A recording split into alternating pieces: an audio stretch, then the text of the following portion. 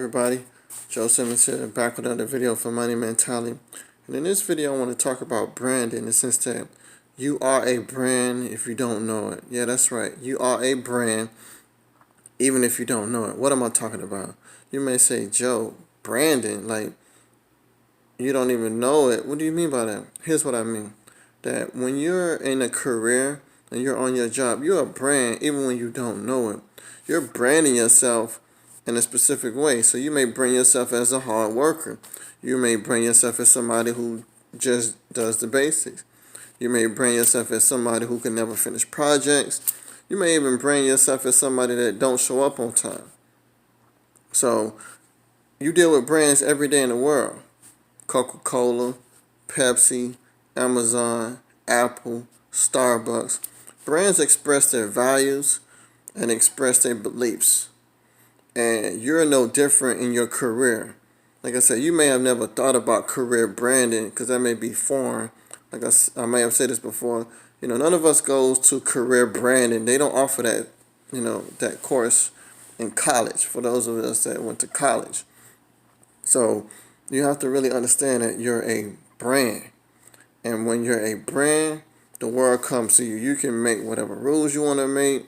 You usually can get away with a lot of stuff that commodities can't get away with. So if you think about the biggest brands, Oprah Winfrey, Beyonce, Jay-Z, Richard Branson, Jeff Bezos, Warren Buffett, Tony Robbins, when you think of a lot of, Taylor Swift, One Direction, Justin Bieber at one point in time, Usher, Kanye West, even the Kardashians, these are all brands. When you think, because you know them, why? Because they're branded.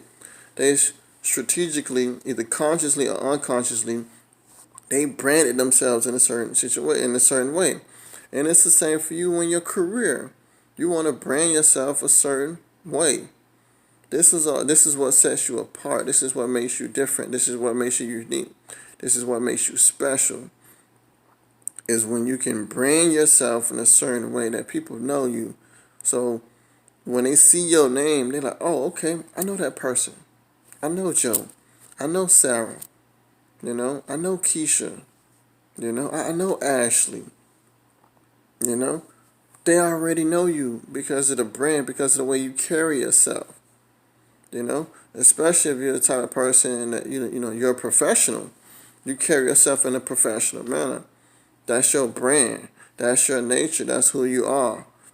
Those are the things that you believe in.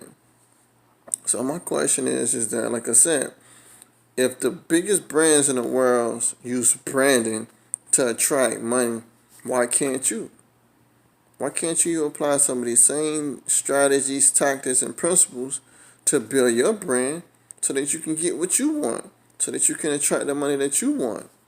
You may think it's impossible. It's not impossible. It's just that you haven't been taught this stuff. It seems so far out. It may seem even impossible to you. But I'm here to tell you it's possible. I have used branding even in my career. I'll give you an example. In the sense that I like to brand myself as a high performer. I like to brand myself as a strategist. I like to strategically plan certain things out first, and then I execute them. I set myself apart. When I was at my corporate job, I stood out in the sense that I branded myself as I'm the type of person that I focus, and I strategize, and then I execute.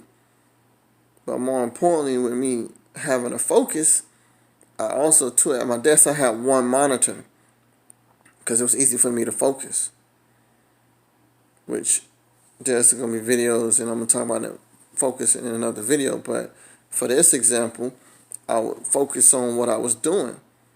I had a lot of my colleagues that be distracted.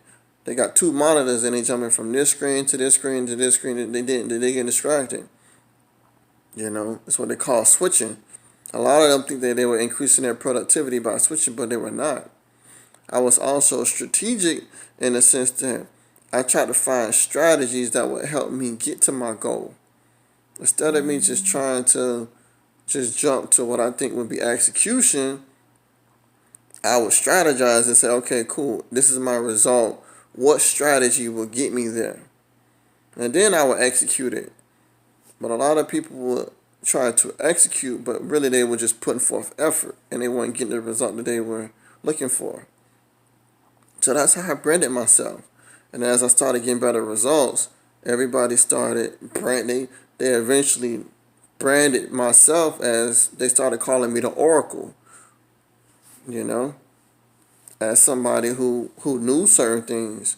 But that's how I branded myself. They also branded myself as a hard worker. I also branded myself as a person I was going to continue to keep learning. So as you can see, those are just some things that I did to brand myself as a high performer. You know, I also branded myself as, I was the type of person I was going to show up to work and just get the job done. I wasn't going to make any excuses.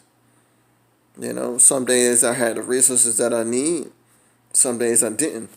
But on the days I didn't, I still, got the job done. And I also branded myself as a person that can get the job done in extreme situations. Like I said, that's how, but I also branded unconsciously.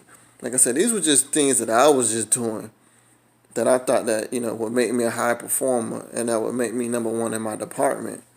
But I didn't think that, like I said, I thought this was more internal branding, but this was also external branding. And, my name, after a while, started carrying weight.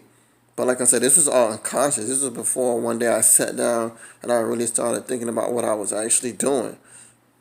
Like I said, it was unconscious. It was unconscious strategically.